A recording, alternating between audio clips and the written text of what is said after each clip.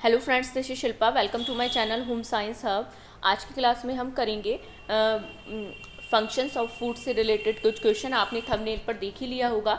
इसमें आपके malnutrition, good nutrition and balance diet से रिलेटेड भी क्वेश्चन मैंने ऐड किए हैं एंड कुछ क्वेश्चन इसमें टेस्टिंग से रिलेटेड भी ऐड हैं।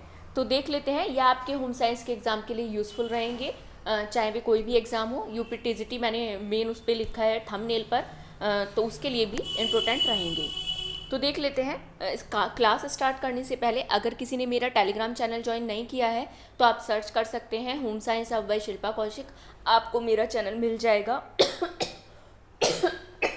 सॉरी, आपको मेरा चैनल मिल जाएगा, आप उसको ज्वाइन कर सकते हैं। वहाँ से आपको मेरी क्लास रिलेटेड सारी इन्फॉर्मेशन मिलती रहेगी।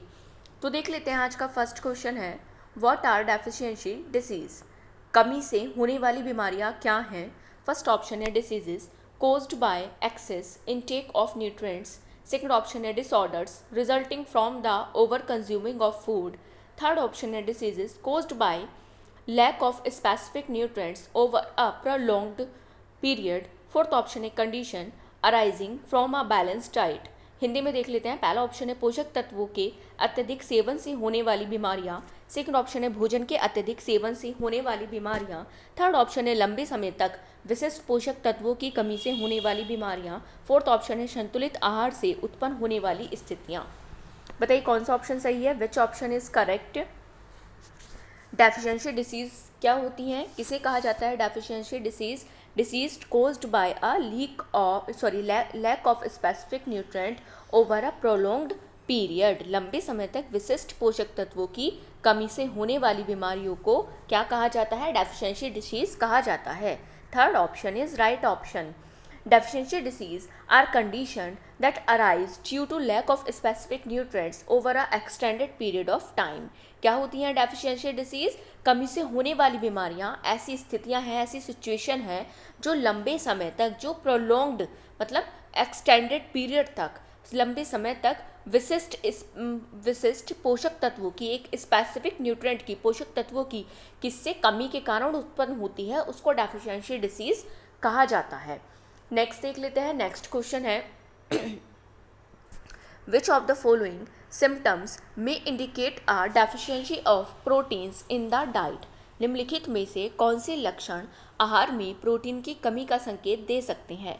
फर्स्ट ऑप्शन है weight gain and bloating. Second option है stunted growth and skin discoloration. Third option है excessive energy levels and muscle development. Fourth option है increased appetite and improved digestion. Hindi में देख लेते हैं। पहला ऑप्शन है वजन बढ़ना एवं और पेट फूलना। सेकंड ऑप्शन है विकास रुक जाना और त्वचा का रंग खराब हो जाना। थर्ड ऑप्शन है अत्यधिक ऊर्जा स्तर और मांसपेशियों का विकास। फोर्थ ऑप्शन है भूख में वृद्धि और पाचन में सुधार। बताइए कौन सा ऑप्शन सही है, विच ऑप्शन इज करेक्ट। निम्नलिखित में से कौन से लक्षण आहार में प्रोटीन की कमी का संकेत दे सकते हैं। कौन से दे सकते हैं, stunted growth and skin discoloration, विकास रुक जाना तथा त्वचा का जो रंग होता है, स्किन का रंग होता है, वो खराब हो जाना या फीका पड़ जाना। वो किसका सिम्टम है, किसकी डेफिशिएंसी होती है, वो प्रोटीन की, डाइट में प्रोटीन की कमी का पाया जाना, ये का एक सिम्टम है, संकेत है। Second option is right option. देख लेते हैं। A deficiency of protein in the diet में lead to stunted growth, swelling of the face, discoloration of hair, skin disease and diarrhoea. इसके क्या सिम्टम होते हैं अगर आपकी डाइट में क्या है, डेफिशिएंसी है किस चीज़ की, प्रोटीन की, तो आपको कौन से सिम्टम देखने को मिल सकते हैं, stunted growth, swelling of face, discoloration of hair, skin disease and diarrhoea. कौन से होते हैं, हिंदी में देख लेते हैं। आहार में प्रोटीन की कमी से विकास अवरुद्ध होना, चेहरे पर सूजन, बालों का रंग खराब होना, त्वचा रोग और दस्त जैसी समस्याएं हो सकती हैं। नेक्स्ट देख लेते हैं। नेक्स्ट क्वेश्चन है, what happens if a person's diet lacks both carbohydrates and proteins over an extended period। अगर किसी व्यक्ति के आहार में लंबे समय तक कार्बोहाइड्रेट्स और प्रोटीन दोनों की कमी हो तो क्या होगा। फर्स्ट ऑप्शन है enhanced physical performance. Second option है rapid muscle growth. Third option है complete cessation of growth and severe weakness. Fourth option है इंक्रीज्ड मेटाबॉलिक रेट। हिंदी में देख लेते हैं। पहला ऑप्शन है शारीरिक प्रदर्शन में वृद्धि। सेकंड ऑप्शन है मांसपेशियों की तेज वृद्धि। थर्ड ऑप्शन है विकास का पूरी तरह रुक जाना और गंभीर कमजोरी। फोर्थ ऑप्शन है चयापचय दर में वृद्धि। बताइए कौन सा ऑप्शन सही है। अगर आपकी डाइट में, आपके आहार में लॉन्ग पीरियड से, एक्सटेंडेड पीरियड से क्या है, कार्बोहाइड्रेट की और प्रोटीन दोनों की कमी है, तो आपको क्या देखने को मिलेगा, क्या ऐसा आपके साथ होगा। बताइए कौन सा ऑप्शन सही है, विच ऑप्शन इज करेक्ट। क्या देखने को मिलेगा, complete cessation of growth and severe weakness, विकास का पूरी तरह से रुक जाना और गंभीर कमजोरी। Third option is right option. Next देख लेते हैं, नेक्स्ट क्वेश्चन देख लेते हैं। Lack of both carbohydrate and protein in the diet में कार्बोहाइड्रेट और प्रोटीन दोनों की कमी ओवर अ प्रोलॉन्ग्ड पीरियड, एक प्रोलॉन्ग्ड पीरियड के टाइम पर can lead to complete cessation of growth and severe growth. क्या करती है, एक जो कंप्लीट जो हमारी ग्रोथ है उसको रोक देती है और वीकनेस, सीवियर वीकनेस देखने को मिलती है। हिंदी में देख लेते हैं। लंबे समय तक आहार में कार्बोहाइड्रेट और प्रोटीन दोनों की कमी से विकास पूरी तरह से रुक सकता है और गंभीर कमजोरी हो सकती है। नेक्स्ट देख लेते हैं, how can deficiency disease be prevented. कमी से होने वाली बीमारियों को कैसे रोका जा सकता है। फर्स्ट ऑप्शन है by overeating. Second option है by taking dietary supplements only. Third option है by following a balanced diet. Fourth option है by consuming junk food regularly. Hindi में देख लेते हैं। पहला ऑप्शन है ज़्यादा खाने से। सेकेंड ऑप्शन है सिर्फ पूरक आहार लेने से। थर्ड ऑप्शन है संतुलित आहार का पालन करके। फोर्थ ऑप्शन है नियमित रूप से जंक फूड का सेवन करके। बताइए कौन सा ऑप्शन सही है, विच ऑप्शन इज करेक्ट। किसकी कमी होने से बीमारियों को कैसे रोका जा सकता है। बताइए कौन सा ऑप्शन सही है, which option is correct. By following balanced diet, संतुलित आहार का पालन करके बीमारियों को रोका जा सकता है, डिसीज को प्रिवेंट किया जा सकता है। Third option is right option. देख लेते हैं, deficiency disease can be prevented by ensuring the intake of balanced diet containing all essential nutrients. क्या होता है, डेफिशिएंसी को कैसे प्रिवेंट किया जा सकता है, by ensuring the intake of balanced diet. क्या इंश्योर करके, बैलेंस डाइट को इंश्योर करके और ऑल न्यूट्रिएंट्स को कंटेन करके। हिंदी में देख लेते हैं, सभी आवश्यक पोषक तत्वों से युक्त संतुलित आहार का सेवन सुनिश्चित करके कमी से होने वाली बीमारियों को रोका जा सकता है। नेक्स्ट देख लेते हैं, नेक्स्ट क्वेश्चन है, what ensures that meals from different regions have a balanced distribution of nutrients। विभिन्न क्षेत्रों के भोजन में पोषक तत्वों का संतुलित वितरण सुनिश्चित करने के लिए क्या किया जाता है। फर्स्ट ऑप्शन है कल्चरल ट्रेडिशंस। सेकंड ऑप्शन है इकोनॉमिक फैक्टर्स। थर्ड ऑप्शन है गवर्नमेंट रेगुलेशंस। फोर्थ ऑप्शन है common distribution of varying food. Hindi में देख लेते हैं। पहला ऑप्शन है सांस्कृतिक परंपराएं। सेकंड ऑप्शन है आर्थिक कारक। थर्ड ऑप्शन है सरकारी नियम। फोर्थ ऑप्शन है विभिन्न खाद्य पदार्थों का समान वितरण। बताइए कौन सा ऑप्शन सही है। विभिन्न क्षेत्रों के भोजन में पोषक तत्वों का संतुलित वितरण सुनिश्चित करने के लिए क्या किया जाता है। बताइए क्या किया जाता है। Common distribution of varying food, विभिन्न खाद्य पदार्थों का समान वितरण। Fourth option is right option. Next देख लेते हैं, the common distribution of varying food ensures that meals from different regions have a balanced distribution of nutrients। अलग अलग खाद्य पदार्थों का सामान्य वितरण यह सुनिश्चित करता है कि विभिन्न क्षेत्रों के भोजन में पोषक तत्वों का संतुलित वितरण हो। संतुलित क्या हो, बैलेंस डिस्ट्रीब्यूशन हो, किस चीज़ का, न्यूट्रिएंट्स का। नेक्स्ट देख लेते हैं, नेक्स्ट क्वेश्चन है, which of the following are considered major nutrients in our food. निम्नलिखित में से कौन से हमारे भोजन में प्रमुख पोषक तत्व माने जाते हैं। फर्स्ट ऑप्शन है carbohydrate, protein, vitamin and water. Second option है carbohydrate, protein, fat, vitamin and minerals. Third option है carbohydrate, protein, fat and water. Fourth option है carbohydrates, protein, minerals and dietary fibres. बताइए कौन सा ऑप्शन सही है, which option is correct.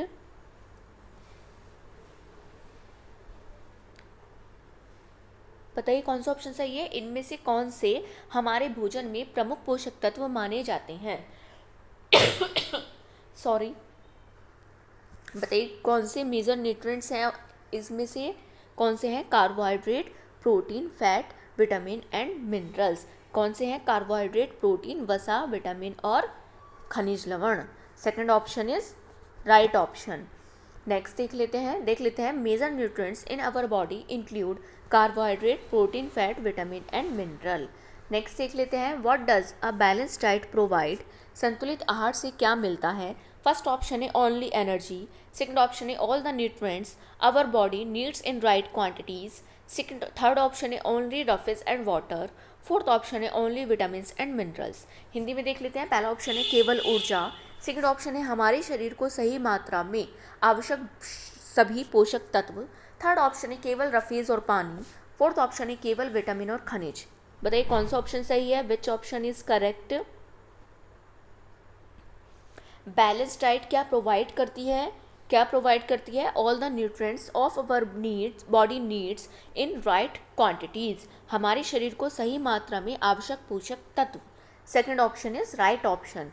Next देख लेते हैं अ balance diet provide all the nutrients that our body need. क्या करती है एक बैलेंस डाइट, जो हमारी बॉडी को ज़रूरत होती है, नीड होती है, वो सारे न्यूट्रिएंट्स प्रोवाइड करती है इन राइट क्वांटिटीज़, एक राइट क्वांटिटी में, along with adequate amount of roughage and water. किसके साथ, एक एडिक्वेट अमाउंट रफेज का और वाटर के साथ। हिंदी में देख लेते हैं संतुलित आहार हमारे शरीर को आवश्यक सभी पोषक तत्व सही मात्रा में प्रदान करता है, साथ ही पर्याप्त मात्रा में चारा, यहाँ चारा नहीं आएगा, रफेज आएगा,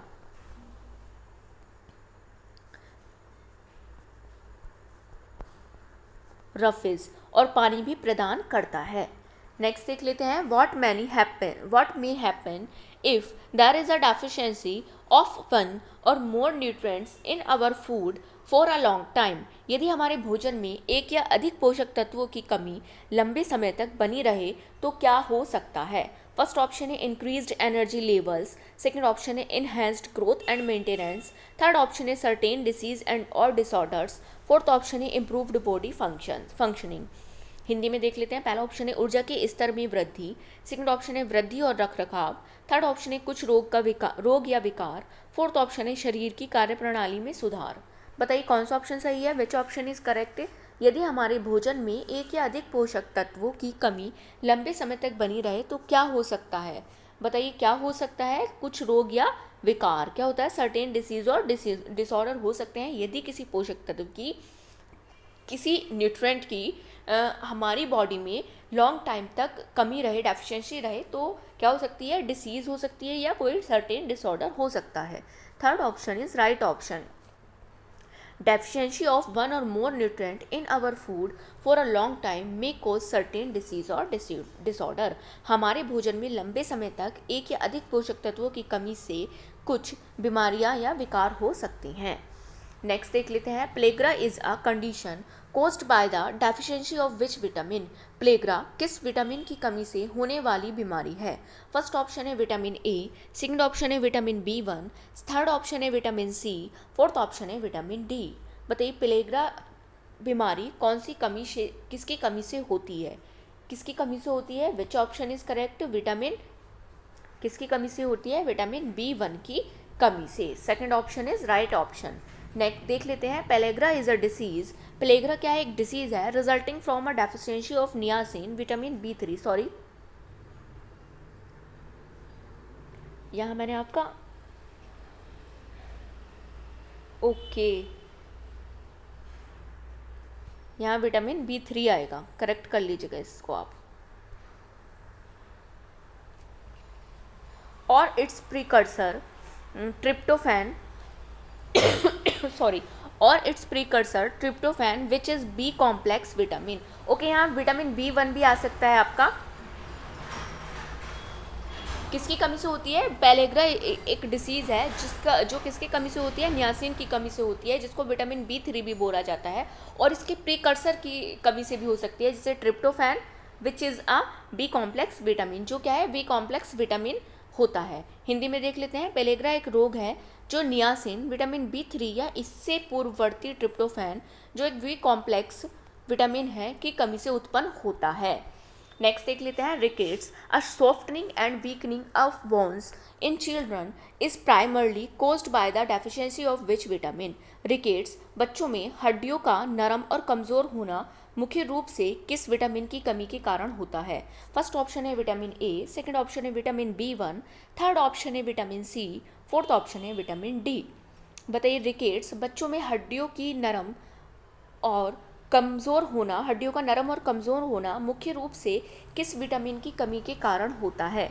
बताइए कौन सा ऑप्शन सही है? विटामिन डी की कमी के कारण। Fourth option is right option.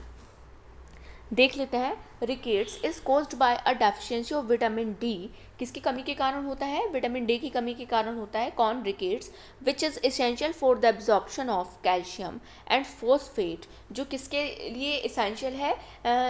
Calcium and phosphate के एब्जॉर्प्शन के लिए एसेंशियल होता है, आवश्यक होता है। नेसेसरी फॉर बोन मिनरलाइजेशन, और बोन मिनरलाइजेशन के लिए नेसेसरी होता है, आवश्यक होता है।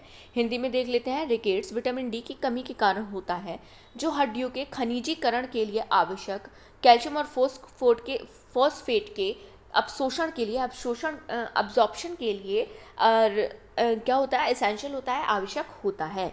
नेक्स्ट देख लेते हैं, नेक्स्ट क्वेश्चन है which of the following is a key role of vitamin B1 in the body. शरीर में विटामिन B1 की मुख्य भूमिका निम्नलिखित में से कौन सी है? फर्स्ट ऑप्शन है इनहेंसिंग विजन, सेकंड ऑप्शन है प्रमोटिंग ब्लड क्लूटिंग, थर्ड ऑप्शन है supporting nerve function, fourth option है स्ट्रेंथनिंग बोन।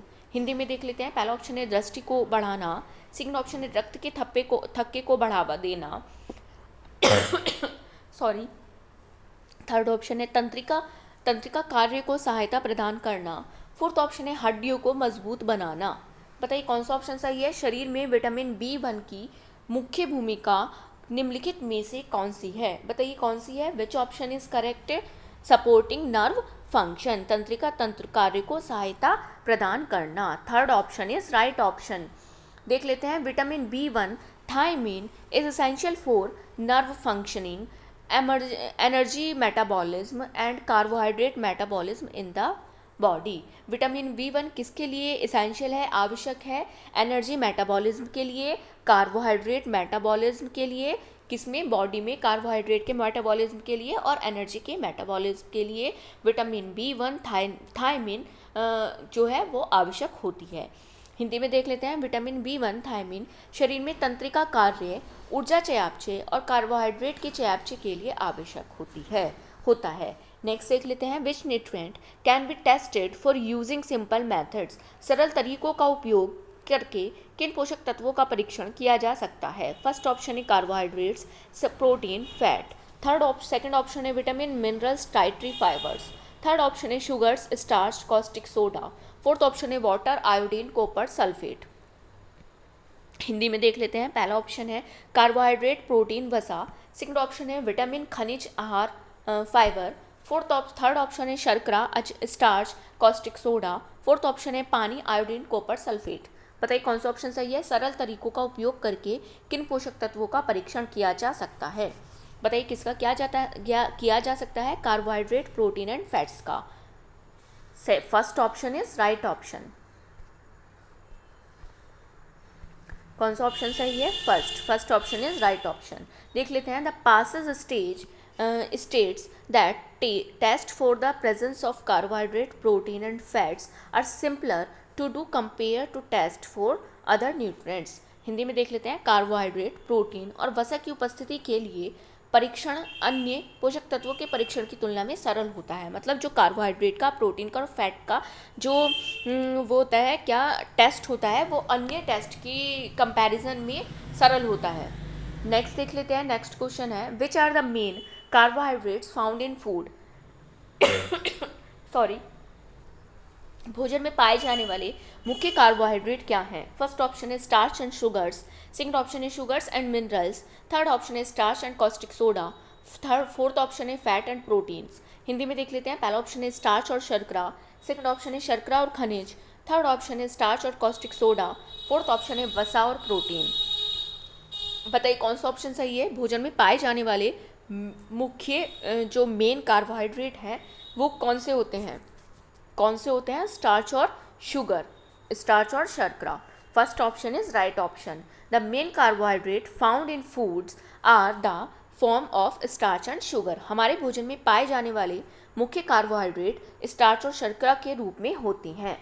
नेक्स्ट देख लेते हैं, what precaution should be taken while conducting test on food items. खाद्य पदार्थों पर परीक्षण करते समय क्या सावधानियां बरतनी चाहिए?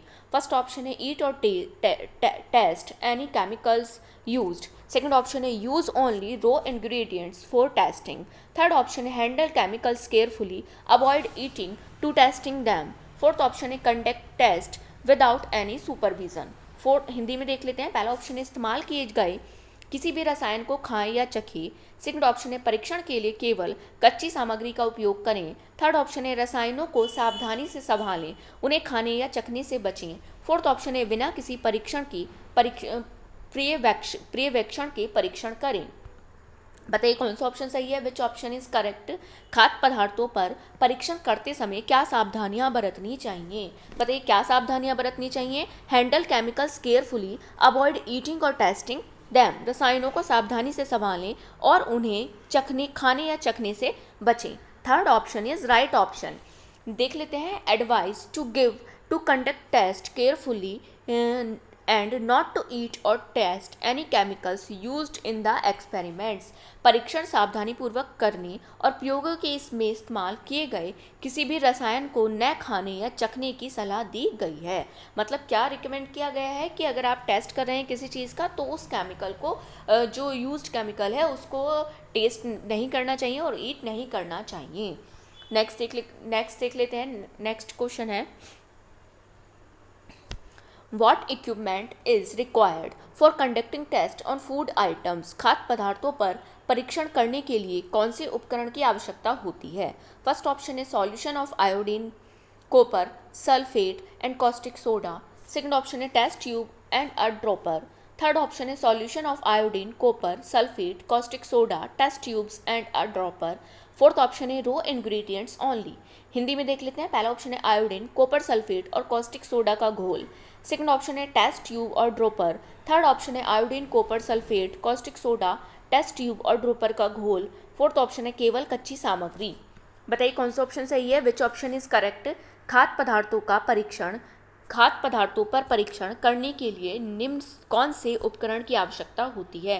बताइए किसकी होती है? Solution of iodine, copper sulphate, caustic soda, test tube and a dropper. Iodine, copper sulphate, caustic soda, test tube और ड्रॉपर का घोल। Third option is right option.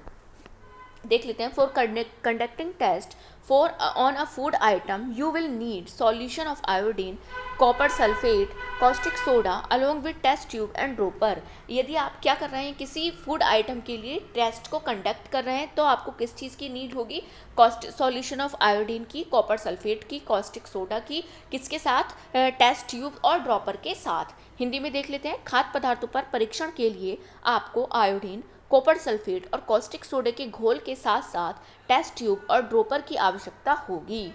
Next देख लेते हैं, how can one test if a food item contains starch. किसी खाद्य पदार्थ में स्टार्च है या नहीं, इसका परीक्षण कैसे किया जा सकता है? फर्स्ट ऑप्शन है by testing it. Second option है by conducting a simple test using iodine solution. Third option है by adding water to it. Fourth option है बाय स्मेलिंग इट। हिंदी में देख लेते हैं, पहला ऑप्शन है इसे चख कर। सेकंड ऑप्शन है आयोडीन घोल का उपयोग करके एक सरल परीक्षण करके। थर्ड ऑप्शन है इसमें पानी डालकर। फोर्थ ऑप्शन है इसे सूंघ कर। बताइए कौन सा ऑप्शन सही है? Which option is correct? किसी खाद्य पदार्थ में स्टार्च है या नहीं, इसका परीक्षण आप कैसे करेंगे, कैसे किया जा सकता है? By conducting a simple test using iodine solution. Iodine घोल का उपयोग करके एक सरल परीक्षण करके इसका क्या किया जा सकता है? टेस्ट किया जा सकता है कि उसमें स्टार्च है, किसी खाद्य पदार्थ में स्टार्च है, फूड आइटम में स्टार्च है या नहीं। Second option is right option. Next देख लेते हैं, for the presence of starch in a food item using iodine solution. Iodine का घोल का उपयोग करके किसी खाद्य पदार्थ में स्टार्च की उपस्थिति का पता लगाया जा सकता है। नेक्स्ट देख लेते हैं, नेक्स्ट क्वेश्चन है, how can a dilute solution of iodine be prepared. Iodine का पतला घोल कैसे तैयार किया जा सकता है? फर्स्ट ऑप्शन है by adding tincture iodine to a test tube filled with water. Second option है by adding tincture iodine to a test tube half filled with water. Third option है by adding iodine crystals to a test tube filled with water. Fourth option है by adding iodine crystals to a test tube half filled with water. Hindi में देख लेते हैं। पहला option है पानी में भरी टेस्ट ट्यूब, पानी से भरी टेस्ट ट्यूब में टिंचर आयोडीन डालकर। सेकंड ऑप्शन है पानी से आधी भरी टेस्ट ट्यूब में टिंचर आयोडीन डालकर। थर्ड ऑप्शन है पानी से भरी टेस्ट ट्यूब में आयोडीन क्रिस्टल डालकर। फोर्थ ऑप्शन है पानी से आधी भरी टेस्ट ट्यूब में आयोडीन क्रिस्टल डालकर। बताइए कौन सा ऑप्शन सही है, which option is correct. Iodine का पतला घोल कैसे तैयार किया जा सकता है?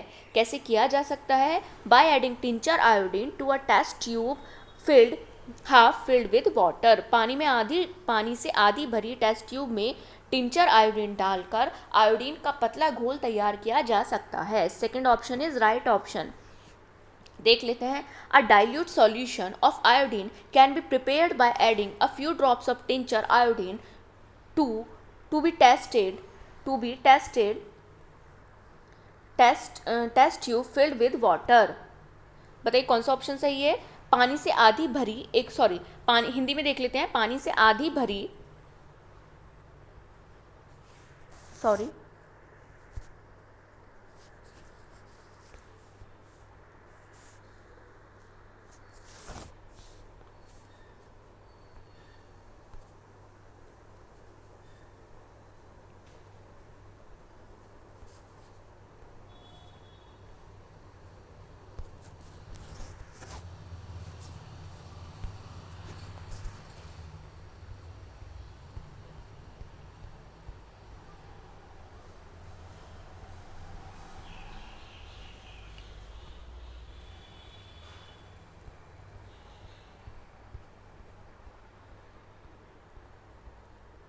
ओके इस क्वेश्चन पर थे हम, तो देख लेते हैं। हिंदी में देख लेते हैं। पानी से आधी भरी एक परख नली में टिंचर आयोडीन की कुछ बूंदें डालकर आयोडीन का पतला घोल तैयार किया जा सकता है। नेक्स्ट देख लेते हैं। Which nutrient category is primarily responsible for providing structure of cells and tissues. कौन सी पोषक श्रेणी मुख्य रूप से कोशिकाओं और ऊतकों को संरचना प्रदान करने के लिए जिम्मेदार है? फर्स्ट ऑप्शन है कार्बोहाइड्रेट्स, सेकंड ऑप्शन है प्रोटीन, थर्ड ऑप्शन है फैट्स, फोर्थ ऑप्शन है विटामिन। हिंदी में देख लेते हैं। पहला ऑप्शन है कार्बोहाइड्रेट, सेकंड ऑप्शन है प्रोटीन, थर्ड ऑप्शन है वसा, फोर्थ ऑप्शन है विटामिन। बताइए कौन सा ऑप्शन सही है। कौन सी पोषक श्रेणी मुख्य रूप से कोशिकाओं और ऊतकों को मतलब सेल्स और टिश्यूज को संरचना स्ट्रक्चर प्रदान करने के लिए जिम्मेदार होती है? बताइए कौन जिम्मेदार होता है। Which option is correct. Carbohydrate. First option is right option. देख लेते हैं। Minerals contribute to maintain. Okay यहाँ पर एक इसका ये गलत टाइप हो गया है। नेक्स्ट देख लेते हैं। How does a deficiency of vitamin in the diet affect the body. आहार में विटामिन की कमी से शरीर पर क्या प्रभाव पड़ता है? सॉरी। फर्स्ट ऑप्शन है it may lead to weakened bones and teeth. Second option है it may result in improved wound healing and immune system function. Third option है it may cause excessive weight gain. Third option है it may lead to dehydration and electrolyte imbalance. Hindi में देख लेते हैं। पहला option है इससे हड्डियों और दांत कमज़ोर हो सकती हैं। सेकंड ऑप्शन है इससे घाव भरने और प्रतिरक्षा प्रणाली की कार्यक्षमता में असर पड़ सकता है।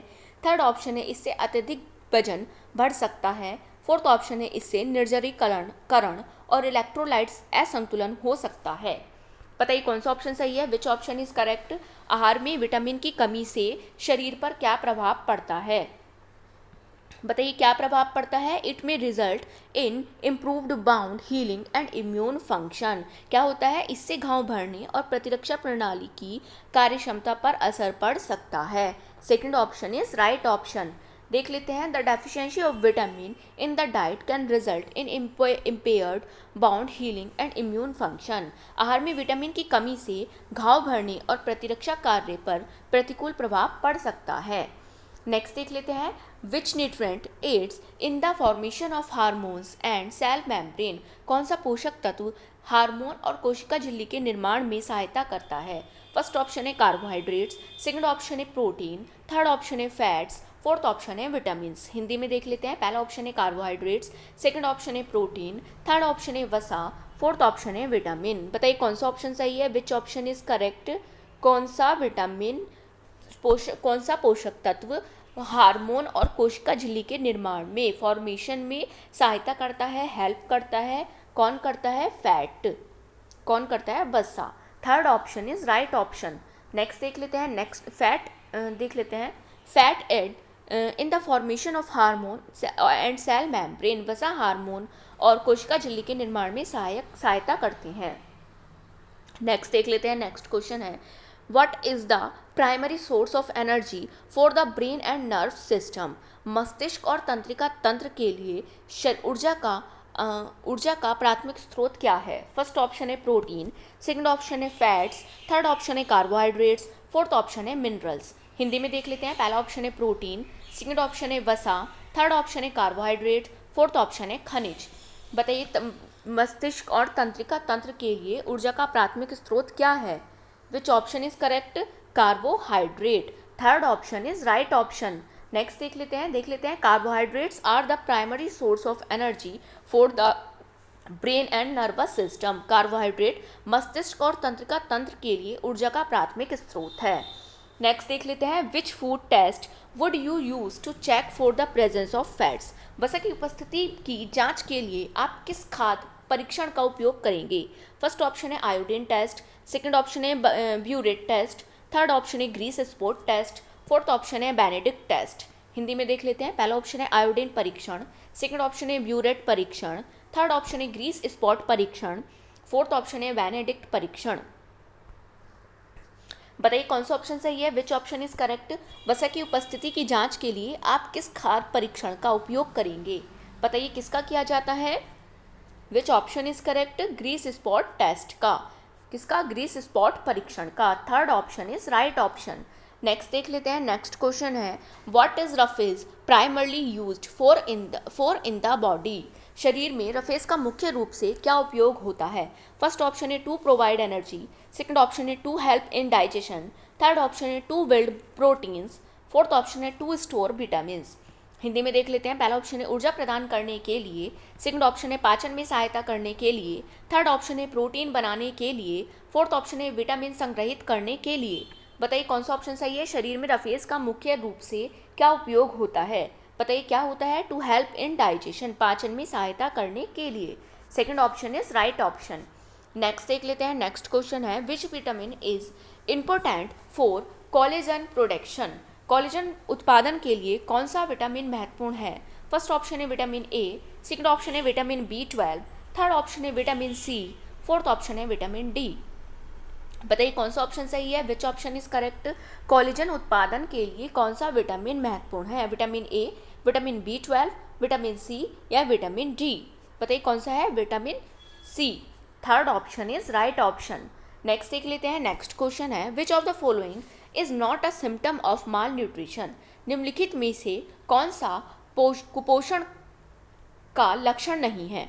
फर्स्ट ऑप्शन है वेट लॉस, सेकंड ऑप्शन है मसल वीकनेस, थर्ड ऑप्शन है हेयर लॉस, फोर्थ ऑप्शन है इंक्रीज्ड एनर्जी लेवल्स। हिंदी में देख लेते हैं, पहला ऑप्शन है वजन कम होना, सेकंड ऑप्शन है मांसपेशियों में कमजोरी, थर्ड ऑप्शन है बालों का झड़ना, फोर्थ ऑप्शन है ऊर्जा के स्तर में वृद्धि। बताइए कौन सा ऑप्शन सही है, विच ऑप्शन इज करेक्ट। निम्न में से कौन सा कुपोषण का लक्षण नहीं है। कौन सा नहीं है, इंक्रीज्ड एनर्जी लेवल्स, ऊर्जा के स्तर में वृद्धि। Fourth option is right option. देख लेते हैं, malnutrition typically result in fatigue and decreases energy level not and increases. कुपोषण के परिणाम स्वरूप आमतौर पर थकान और ऊर्जा के स्तर में कमी आती है, वृद्धि नहीं होती, मतलब उसमें इंक्रीजमेंट नहीं देखा जाता है, किसमें एनर्जी लेवल में डिक्रीजमेंट देखा जाता है। ये आपका लास्ट क्वेश्चन था। आई होप आपको आज का सेशन अच्छा लगा होगा, आज की क्लास अच्छी लगी होगी।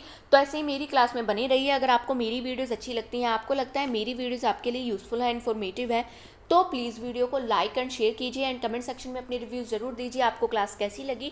एंड डिस्क्रिप्शन बॉक्स में मैंने अपने टेलीग्राम चैनल का लिंक दिया हुआ है, आप उसको भी ज्वाइन कर सकते हैं। वहाँ से आपको मेरी क्लास रिलेटेड सारी इन्फॉर्मेशन मिलती रहेगी। And don't forget to subscribe my channel, मेरे चैनल को सब्सक्राइब करना ना भूलें एंड बेल आइकन को जरूर प्रेस कीजिए जिससे आपको मेरी वीडियोज़ की नोटिफिकेशन मिल सके। Thank you for watching.